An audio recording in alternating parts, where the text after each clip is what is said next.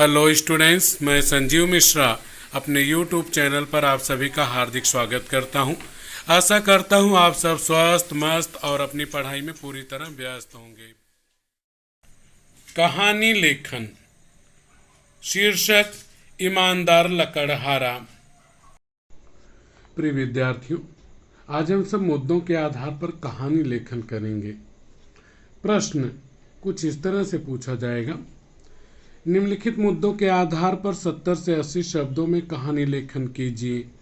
यानी मुद्दे दिए होंगे, उसी के आधार पर 70 से 80 शब्दों में आपको कहानी लिखना है। उचित शीर्षक और सीख भी दीजिए। शीर्षक का अर्थ मैं आपको पहले बता चुका हूँ। शीर्षक का अर्थ होता है कहानी का नाम। सीख अर्थात उससे जो शिक्षा मिल रही है, जो ज्ञान मिल रहा है।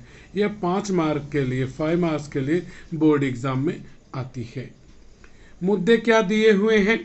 यह मुद्दा आपको क्वेश्चन पेपर में दिया रहेगा।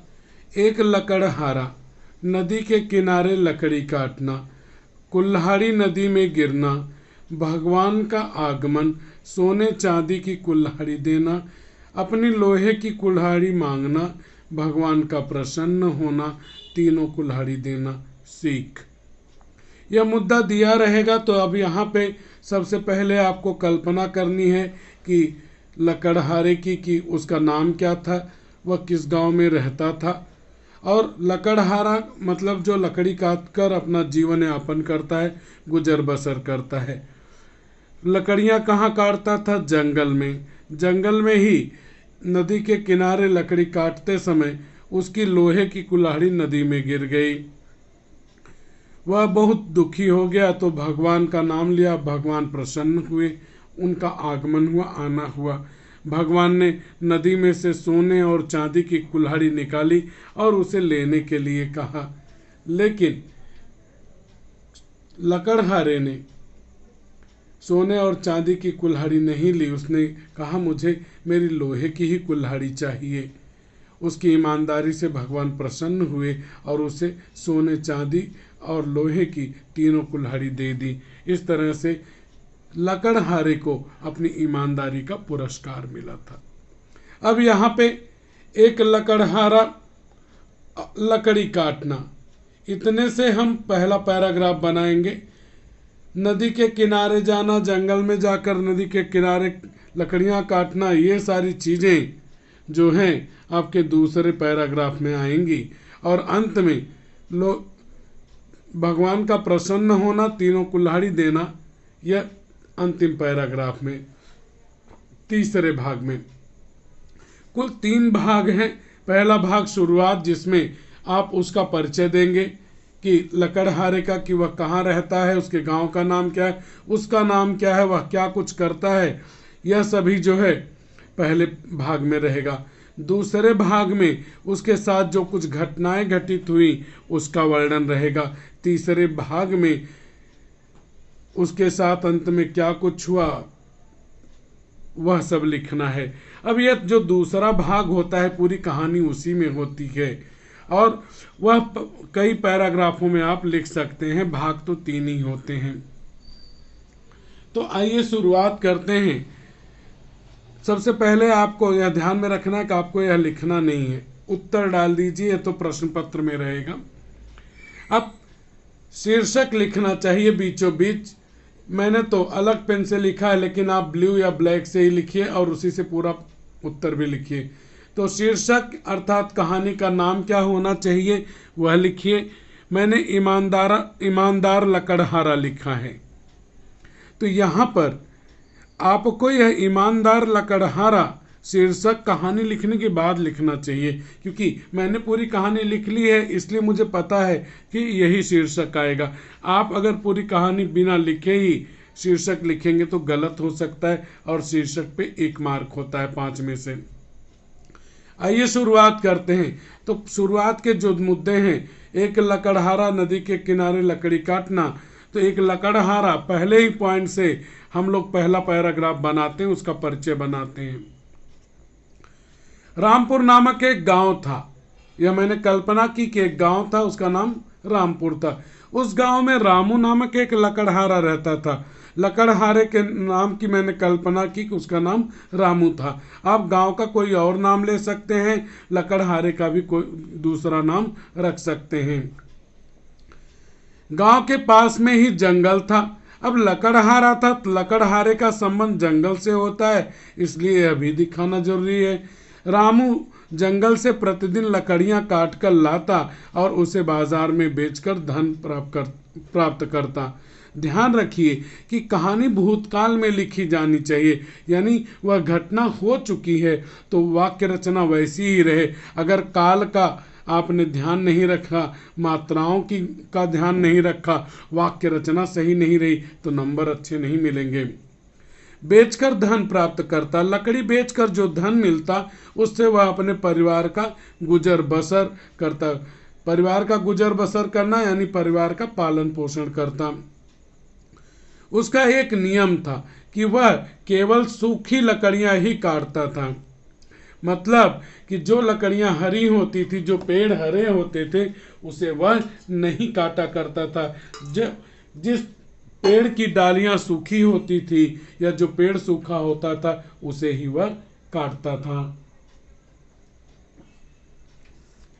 जिस दिन उसे सूखी लकड़ी नहीं मिलती उस दिन उसका परिवार भूखे पेट ही सो जाता था। मतलब वह हरे पेड़ को नहीं काटता, हरी डालियां नहीं काटता और लकड़ी बेचता, उससे ही उसका खर्चा बर्चा चलता। इस कारण उसे सूखा भूखे पेट ही रहना पड़ता था, सोना पड़ता था। अब यहाँ पे ये उसका परिचय हो गया। अब आगे उसके बारे में और जानकारी लेते हैं कि क्या कुछ हुआ। जो अगले पॉइंट हैं, मुद्दे हैं, उनसे हम लोग अब इसको देखते हैं। एक दिन रामू सुबह सुबह जंगल में लकड़ियां काटने गया। उसने जंगल का कोना कोना छान मारा, अर्थात कोना कोना देख लिया, परंतु उसे किसी पेड़ में सूखी लकड़ी नहीं दिखाई पड़ी। उसे सूखी लकड़ियों की खोज करते करते उसे दोपहर हो गई और उसे बहुत जोरों की प्यास भी लग गई। उसने सोचा कि किसी झरने अथवा नदी के शीतल जल को पीकर प्यास बुझाई जाए। जंगल में एक नदी थी। जंगल के पशु पक्षी उसी नदी का जल पीते थे। थोड़े परिश्रम के बाद रामू को नदी मिल गई। उसने नदी के शीतल जल में हाथ पैर धोए और पानी पीकर अपनी प्यास बुझाई। अब यहाँ तक हो गया कि वह नदी के किनारे पहुँच गया है और बहुत परेशान है। रामू को नदी के किनारे ही एक वृक्ष दिखाई दिया। रामू की बाछें खिल गई। बाछें खिल जाना एक मुहावरा है, अर्थात अत्यधिक प्रसन्न हो जाना। अब अत्यधिक प्रसन्न क्यों हुआ? क्योंकि वह वृक्ष जो था उसकी कुछ डालियां सूखी हुई थी। उसने भगवान का नाम लिया और सूखी लकड़ी काटने के लिए पेड़ पर चढ़ गया। वह प्रसन्नचित मन से अर्थात खुश होकर लकड़ियां काट रहा था और भगवान को धन्यवाद भी दे रहा था। अचानक लकड़ी काटने वाली उसकी कुल्हाड़ी उसके हाथ से छूट गई और नदी में गिर गई। नदी गहरी थी। उसके पानी में कुल्हाड़ी खोजना कठिन था। रामू के पास वही एक ही कुल्हाड़ी थी। वह बहुत दुखी और चिंतित हो गया तथा अपना सिर पकड़कर नदी के किनारे बैठ गया। वह सोचने लगा कि अब उसके परिवार का गुजारा कैसे होगा। तो यहाँ पर निश्चित है आपको स्पष्ट होगा, क्लियर होगा कि उसकी कुल्हाड़ी नदी में गिर गई। यहाँ तक का मुद्दा हमने कवर कर लिया। अब आगे रामू चिंता में डूबा था कि तभी वहां पर भगवान का आगमन हुआ। उनके हाथ में सोने की कुल्हाड़ी थी। भगवान ने रामू से पूछा कि क्या यह कुल्हाड़ी तुम्हारी है? अब यहाँ पे देखेंगे तो यह दोहरा अवतरण चिन्ह और प्रश्नवाचक चिन्ह है। तो जब एक व्यक्ति दूसरे व्यक्ति से कोई बातचीत करता है तो वह पूरी बातचीत दोहरे अवतरण चिन्ह में होगी। यह बात ध्यान रखेंगे। रामू ने कहा, नहीं, यह सोने की कुल्हाड़ी मेरी नहीं है, मुझे तो मेरी ही कुल्हाड़ी चाहिए। भगवान नदी के जल में चले गए और थोड़ी देर बाद चांदी की कुल्हाड़ी लेकर पानी से बाहर आए। रामू लकड़हारे ने ईमानदारी दिखाते हुए चांदी की कुल्हाड़ी लेने से मना कर दिया और बोला, मुझे तो मेरी लोहे की कुल्हाड़ी चाहिए। भगवान रामू की ईमानदारी से बहुत प्रसन्न हुए। उन्होंने रामू की लोहे की कुल्हाड़ी के साथ साथ सोने और चांदी की कुल्हाड़ी भी रामू लकड़हारे को दे दी। रामू ने लकड़ियां काटी और प्रसन्न होकर घर की तरफ चल दिया। आज उसे अपनी ईमानदारी का बहुत बड़ा इनाम मिला हुआ था, पुरस्कार मिला हुआ था। तो बच्चों, सीख क्या मिलती है कि ईमानदारी बहुत बड़ा गुण है। ईमानदारी सदा सराही जाती है, तारीफ की जाती है, प्रशंसा की जाती है। तो इस तरह से यह कहानी लिखने पे आपको 5 में से कम 4 मार्क अवश्य मिलेंगे। स्टूडेंट्स, अगर आपको वीडियो पसंद आया तो वीडियो को लाइक कीजिए, वीडियो को शेयर कीजिए और चैनल को सब्सक्राइब कीजिए। साथ में ही कमेंट बॉक्स में जाकर कमेंट जरूर कीजिए कि आपको यह वीडियो कैसा लगा। धन्यवाद।